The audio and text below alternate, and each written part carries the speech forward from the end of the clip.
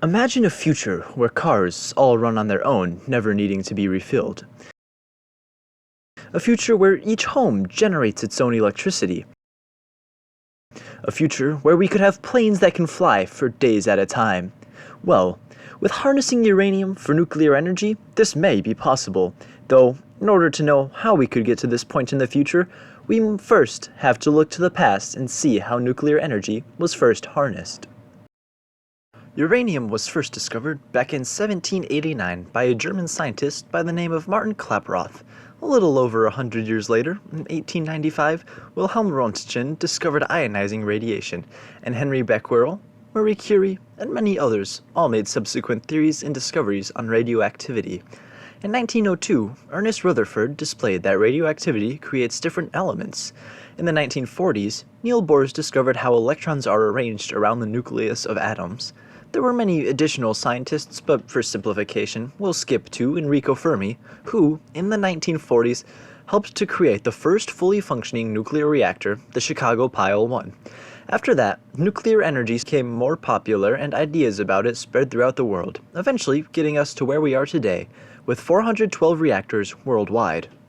How exactly do nuclear reactors work? Well, there are two types of nuclear reactors: fusion reactors and fission reactors. Fission reactors are what we use currently. In the process of fission, a neutron is smashed into uranium-235 at supersonic speeds, causing the uranium to split in half and produce energy in the form of heat. The heat then boils water to produce a pressurized steam that spins a large turbine that drives magnetic generators to produce electricity. After the fuel in fission is spent, it is stored in containers in special pools of water to cool it. Fusion reactors are still being researched on. In the process of fusion, two separate atoms combine to form a different atomic nuclei, converting some mass into energy in the process. The energy, in the form of heat, does the same as fission, just without the radioactive fuel. In order to keep nuclear reactors safe, there exist many safety protocols should any maleffects happen. Most plants utilize a defense-in-depth approach, which includes extra high-quality construction, failure-preventing equipment, comprehensive monitoring equipment, redundant systems, and a series of physical barriers between the radioactive core and the environment that keeps the radiation isolated. At the moment, the world currently uses 26,700 terawatt-hours of electricity per year. Currently, the largest percentage of our electricity is produced by coal at a whopping 37%, which is then followed by gas at 23%. Both of these forms of electricity production produce a lot of carbon dioxide, which is not great for the environment. Following that is hydroelectric power, producing 19%, and then nuclear, producing 10%. Solar power and wind power produce 7%, along with oil producing 3%. However, nuclear energy is the best option of these sources of electricity generation. With nuclear energy also comes the ability to generate clean electricity. Although there is a bit of upfront carbon emissions from building, when the fission actually starts producing energy, it's carbon-free, as opposed to other sources of energy, such as coal plants, which produce tons of carbon dioxide emissions. Nuclear energy is also long-lasting, making it a far more sustainable and cost-efficient source of energy. Nuclear energy also runs independent of weather, unlike solar panels, which won't work without the sun, or wind turbines, which won't work without, well, wind. Another important prospect of electricity production is how much space the electricity plants take up. Nuclear energy manages to fit in a pretty small area compared to other sources such as wind turbines or solar panels. Nuclear reactors also don't impact the environment greatly, unlike water turbines, which disturb sediment in river, causing issues for the fauna and water life living there. However, some people do have reservations when it comes to nuclear energy. It is believed by many that nuclear power plants could be targeted for domestic attacks and that the construction of these nuclear plants are too slow.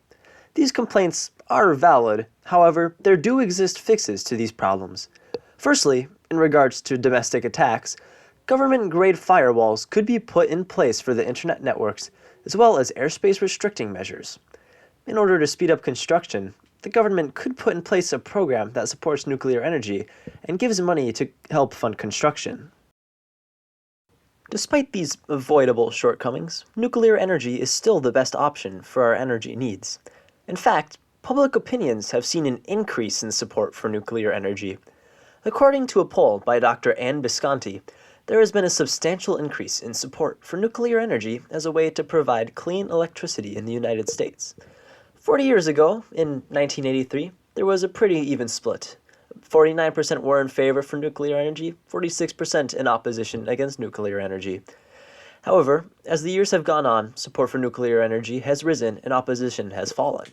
In 2022, there was a record split. 77% of pollers were in favor for using nuclear energy, and only a small 23% in opposition. Now, this survey was not taken on the national scale, but it could be inferred that most Americans now would support nuclear power. There exist many pros to nuclear energy, as well as quite a few cons. However, if we can manage to overcome these negatives of nuclear energy, and if we can continue to go down the current path of innovation, there could be endless possibilities for its use. We could use fusion reactors to help the world with the goal of getting to net zero. We could create nuclear impulse engines for more efficient space travel, or even use nuclear RTGs for energy generation while colonizing other planets. Nuclear energy might not be the end-all be-all solution for our energy production issues, but it surely is the best option that we currently have.